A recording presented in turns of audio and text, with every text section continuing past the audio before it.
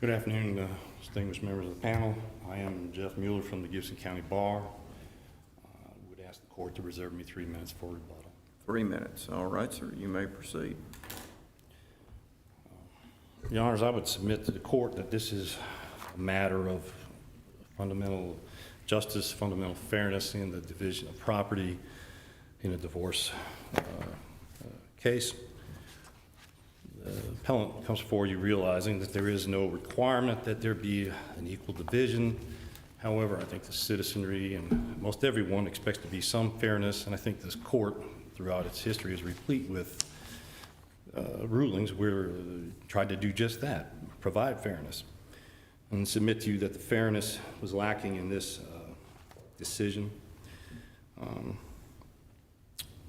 The biggest crux of this has to do with dissipation, but first I want to mention just a little bit about the situation there where husband had spent money and from wife's separate account, a considerable sum, I believe it was $394,000 and something. Upon separation, she contacted the police. There was an arrest, and through time, it's in the Memphis court system, which sometimes is very slow, but it took about 2.5 years. He entered a plea to that. I don't know that it was wise. Having done many criminal cases, that key element that the defendant intended to deprive the owner of the property, I don't know if that really would have worked out in this case at any trial. The owner being his property and the fact that they both benefit from that spending of that money. But no matter what, he did do that. He was sentenced, served 6 months and down on probation, and after that, we had shortly after that, a few months after that, a trial. I came in late on this. I did handle the trial, but I came in late at the request of the husband's father.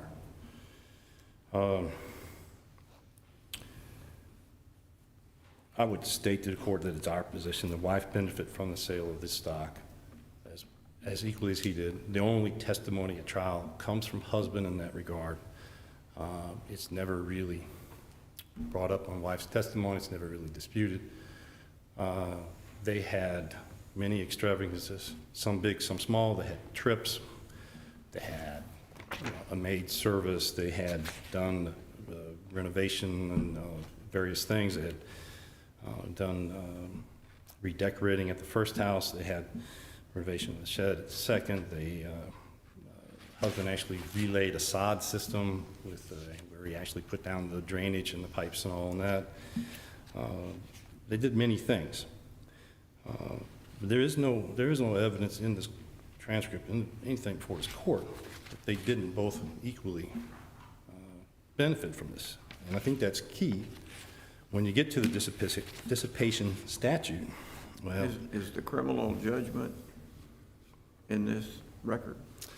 The judgment was taken in a transcript form, so I don't know if it's in your actual record, but it was there at the time of trial, Your Honor. It was entered as an exhibit. There's no question, is there, that that the husband pleaded guilty to whatever the offense was, and that was before the trial court?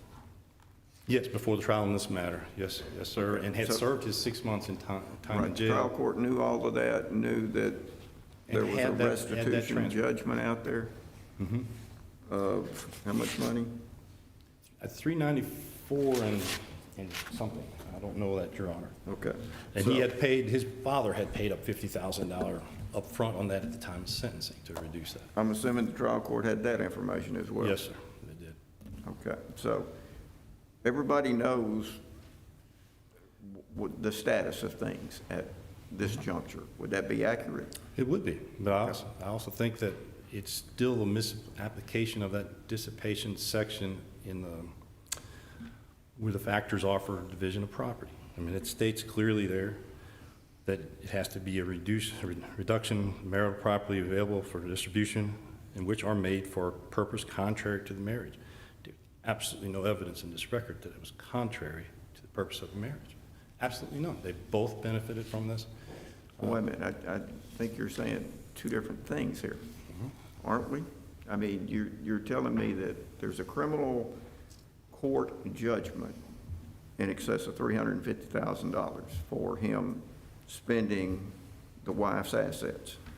Would that be accurate? Yes, sir. Okay. And I'm not sure what else you're saying.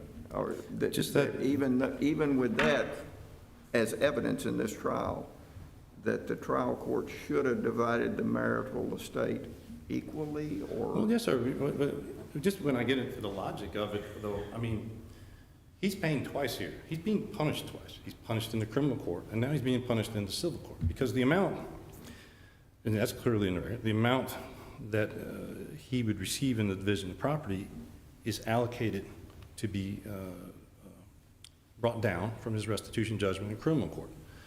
So in criminal court, he has that judgment for that entire amount, which they both benefited from, and there's no doubt about that. But anyway, that he has that amount, and then over in the civil court, he's having that division reduced there because of that argument about the criminal. So I mean, he's getting punished in civil and criminal at the same time.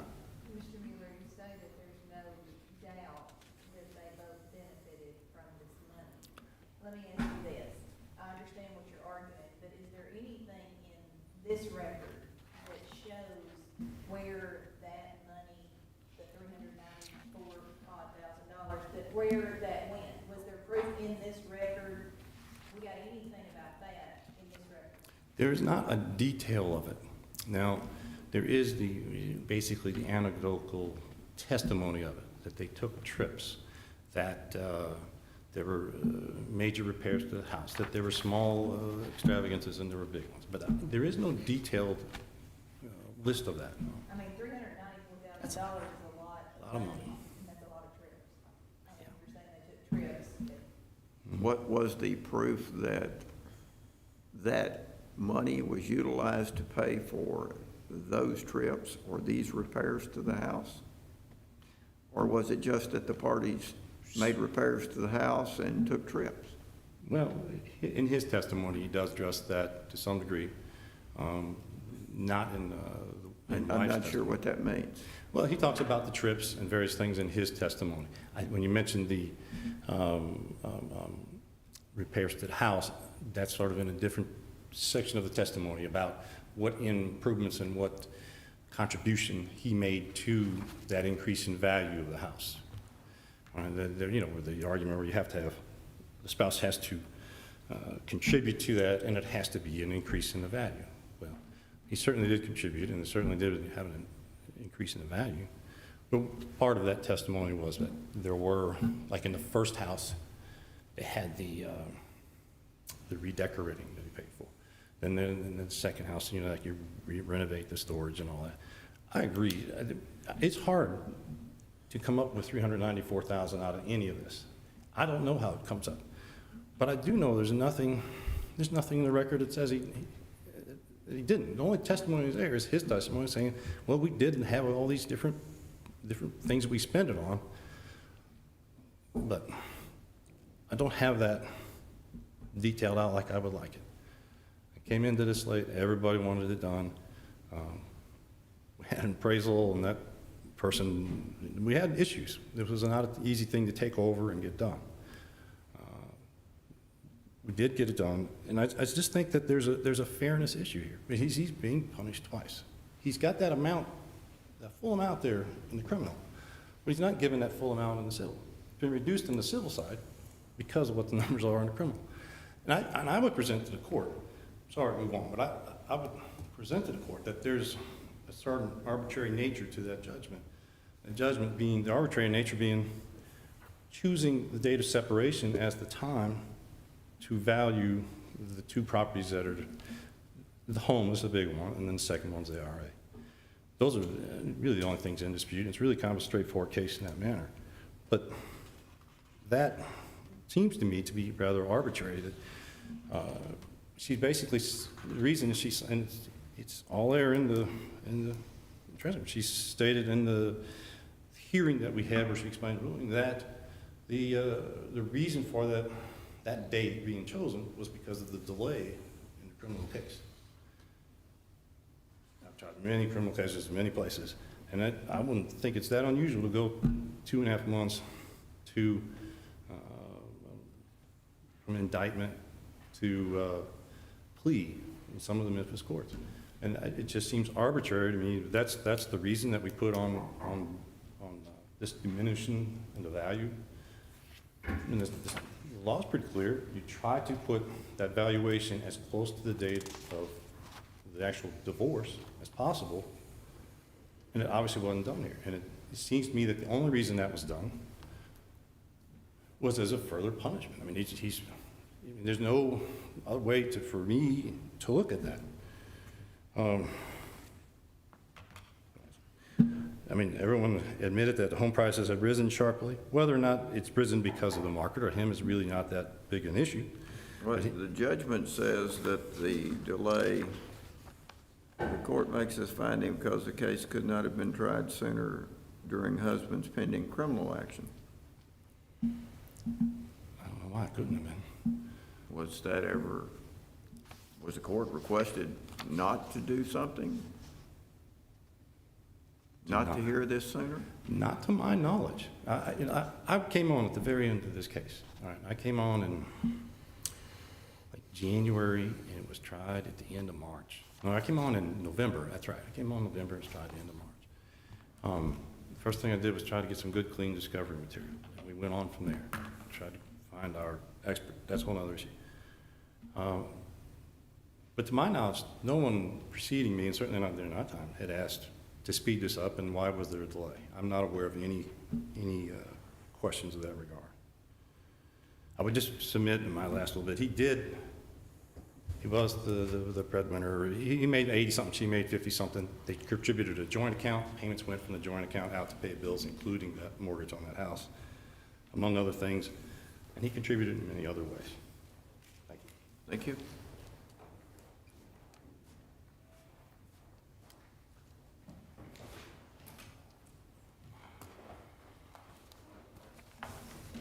Good afternoon, Your Honors. May it please the court, my name is Suzanne Brown. I'm from the Memphis and Shelby County Bar. I am here representing Mary Rachel Cayson, the appellee in this case.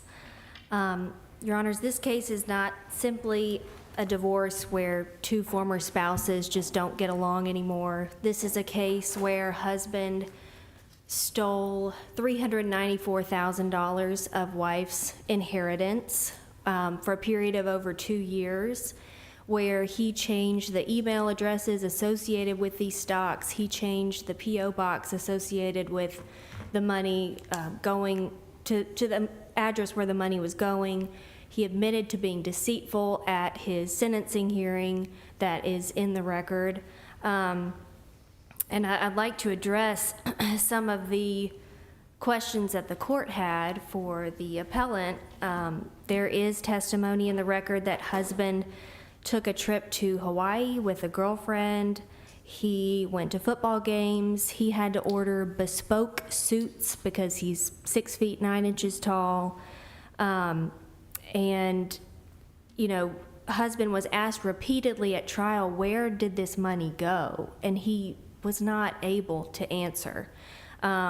He said, he was asked, I believe by his counsel, you know, did Miss Cayson, did your wife, did she have a Louis Vuitton? Did she have some nice purses that you bought for her with this money? And he said, yes, she had some nice things. And counsel for husband said, well, what were they? And husband said, well, that was several years ago, and I don't recall. So that, there's no evidence in the record about where this $394,000 went because husband couldn't answer it.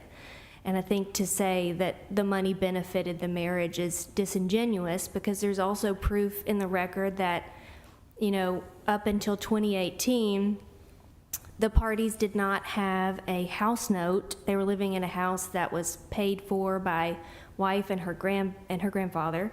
Neither one of them had a car note. Both of them were making, I believe, over $60,000, so their combined income was about $125,000. They weren't living above their means. So we don't know where that money went, and husband is the only one who can answer that, and he didn't answer that at trial. It's our position that the trial court was correct in distributing the estate as the trial court did, because number one, this was a short-term marriage and wife had brought in a lot of her separate property and put that into the marital estate. And number two, because of husband's conduct, it constituted dissipation as contemplated by the distribution statute. So I'll talk a little bit about number one. This was a short-term marriage. The parties were married for 4 years before wife filed for divorce when she found out husband had been stealing from her since 2017. So she filed in November of 2019. And the court has said that the goal of the court in a short-term marriage is to restore the parties back to a similar position that they were in before the marriage. And the court really extrapolated that in Batson versus Batson, a 1988 case from this court that's cited in my brief, where the court held that a distribution doesn't have to be equal to be equitable. And in Batson, the court upheld the husband receiving $840,000 of the estate and the wife receiving $340,000 because it was a short-term marriage and husband had come into the marriage with 10 times the assets that wife had. And here, I would also like to point out that wife contributed $175,000 to the purchase of the parties' marital home in 2018 from the sale of her separate property. So wife came in and had contributed to the marital estate a lot of her own separate property. And this case is similar to Webb versus Webb, which was a 2023 Court of Appeals case. The parties were married for 6 years at the time of trial, and the marital residence was the bulk of the marital estate like it is here. The court awarded husband 89% of the equity in the home and awarded wife 11% of the equity in the home. So wife appealed that decision, and this court affirmed the trial court's division of that estate. And the court affirmed it because the husband, like the wife here, had contributed $179,000 of his separate property to the marital home. Husband had far more premarital assets than wife did. And the court in Webb cited Batson and said, in a short-term marriage, each spouse's contributions to the accumulation of assets during the marriage is an important factor. And the Court of Appeals has awarded one spouse's separate funds to that spouse. In other cases too, I could go on for a while about these cases where one party receives the separate funds that they contributed to the marital estate, where they receive that back after a divorce in a short-term marriage. There's Amos. Is that the same situation where, as here, the court found that the wife's funds had been transmuted? Yes, Your Honor. There is a case a bit similar. It's Hunt Cardin versus Cardin. It's a 2020 case from this court where the parties lived in husband's house when they were married. So husband owned this house before they were married. They moved into this house. Then they bought a marital home. Husband tried to argue that the marital home was separate property because technically he had bought it maybe a month or two before the marriage. But the court found that that property that they had bought a month before the marriage had been transmuted into marital property. So that second property that they bought, husband had contributed $140,000 from the sale of one of his premarital properties. And despite the fact that the court classified that second home as marital property and that the funds were transmuted into that marital property, the court awarded husband his $140,000 back that he had originally put toward the new marital home. So the court has addressed kind of a similar factual scenario in that Hunt Cardin case. And secondly, it's our position that the court considered husband's conduct in its distribution of the marital estate. It's our position that husband's conduct constituted dissipation. Dissipation of marital or separate assets is a factor the court should consider in TCA 36-4-121. Dissipation is defined as using property frivolously and without benefit to the marriage at a time when the marriage is breaking down. And the Supreme Court has kind of discussed dissipation of separate assets in Broadbent versus Broadbent, 2006 Tennessee Supreme Court case. The husband had taken wife's stocks that she owned before the marriage, and he began trading them with wife's permission, but he was trading them more riskily than wife ever imagined. Husband lost most of the value in those stocks. And while there wasn't really a marital estate to divide in that case, the court did contemplate that dissipation of separate assets is a factor for the court to consider, because dissipation of separate assets obviously diminishes one party's separate estate, which is a factor in the distribution statute. Does the court use the term dissipation? In the court's order here, no, the court does not. And So we're just inferring the court did that or considered that? essentially, it's our position that the court, read through the transcript of husband's criminal sentencing hearing. The court read the judgment order that was put into the record. The court looked at every single check that husband received from the sale of wife's stocks. That was also in the record. So while in the trial court's order, she does not specifically say that husband dissipated this amount, it's our position that she implicitly did by reviewing those records. Well, the court did say in the decree that the awards to husband are used to offset the restitution that goes to wife. Yes. So that is sort of a way of saying it's repaying the dissipation. Yes, Your Honor. Was there a transcript of the hearing or statement of evidence or anything? Which hearing, Your Honor? The divorce hearing? Yes, that is in the record, the transcript of the, Transcript.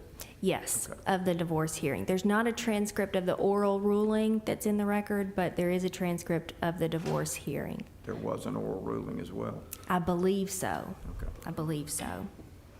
And I believe other things that the court considered, which are in the court order, is that, it will take husband over 12 years to repay wife, because the trial court ordered that husband pay $2,000 a month to wife until he pays that restitution amount in full. The court noted that wife will not be receiving any increase in her money that was stolen from her. If husband had not stolen that money, it would still be invested in these accounts and would be earning gains. And husband testified that, as a banker and as a finance major, husband testified that the market has been good the past several years. So the court recognized that wife would not be receiving those gains. And the court also noted that husband was not credible when he testified that he had not begun repaying wife for the money he stole from her. He testified that right after he was released from jail, he got a great job making about $70,000 a year. And while in his sentencing hearing in front of the criminal court, when he was asking for leniency, he said to the court, I can set aside $30,000 a year to repay wife. That was in July of 2022. At the time of trial in March of 2023, husband had not paid any additional restitution to wife, and the court found that husband was not credible on that count. So we're asking that the court affirm the ruling, because the trial court properly considered that husband's conduct affected wife's separate assets. And if the court does not have any more questions for me, I will concede the rest of my time. I have a question on your valuation time.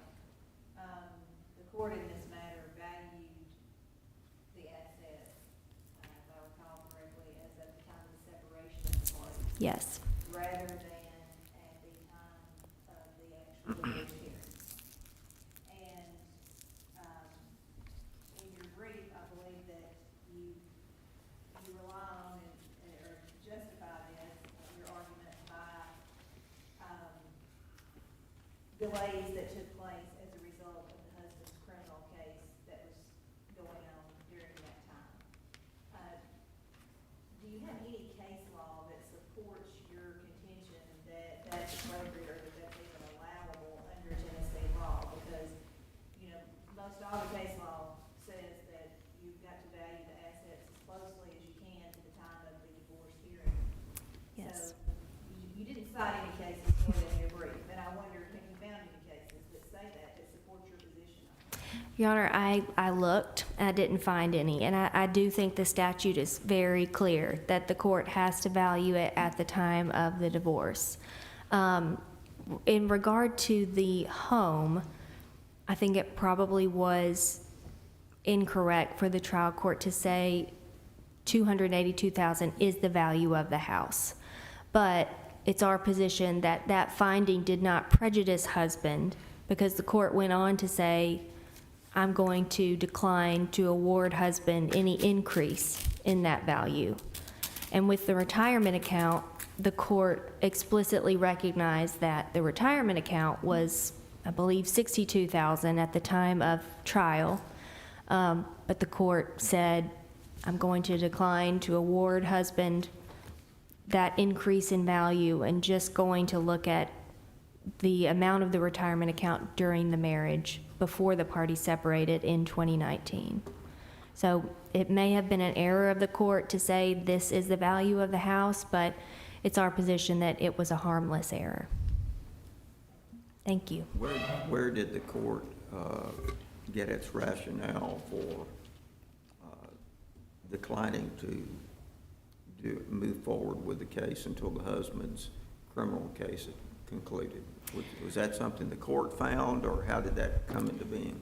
The court, in its order, found that the delay was because of husband's criminal case. It's a bit difficult to discern from the record, but it's our position that the trial court was the court, you know, listening to the parties come in for status conferences or updating the court about what's going on, and that the trial court was in the best position to determine what the reason for the delay is. And it is in the record that husband was first indicted in November of 2020, and his criminal case wasn't resolved until July of 2022, and then he was sentenced to incarceration for 6 months. Thank you, Your Honors. Thank you.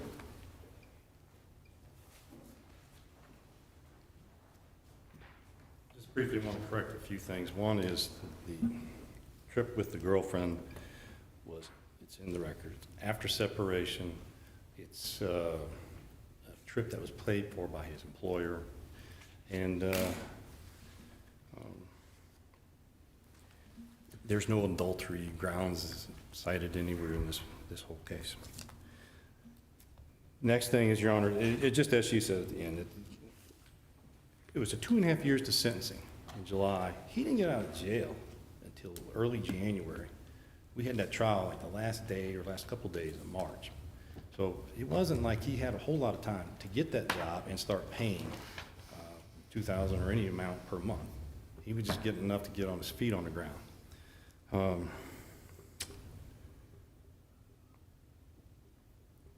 I believe the oral ruling is in the record. There's a second transcript that is from, we did it was shortly after the tornado over in Covington, and we did a phone hearing. And I believe that actually is in the record, and I've cited it in my brief. A couple of cases that were cited by Ernest Adversary were not in her brief and haven't had notice in order to address those around the Webb and the Hunt Garden. And lastly, I would like to say that valuing that first home as strictly coming from wife ignores that they did live together, they did have joint accounts, he did earn more and pay more for all the regular bills of the household, And that he made improvements, like I said earlier, some of those improvements were made to that first house, like the sod with the drainage and all that, and the painting of the house. Those were done with the first house. So there's some value he makes to both houses. He contributes to the household in the first house they live in and in the second house. And I would submit to the court that he's made substantial contributions and that the property, the final marital house, did gain in value substantially. And whether or not it was the market or just their contributions, it's still a reasonable thing to calculate and would normally be calculated. The oddity in this case is that picking that date out of thin air and saying, well, the criminal case has delayed this, so it must be husband's fault, so we're going to start with that date since separation. And that's, to me, that's arbitrary and it's unjust, and I would submit it to the court. Thank you, counsel. We will take this matter under advisement. We appreciate your brief, your oral argument, and we will attempt to get you a opinion at the earliest possible time. We'll stand in recess to the call of the docket in the morning. All rise.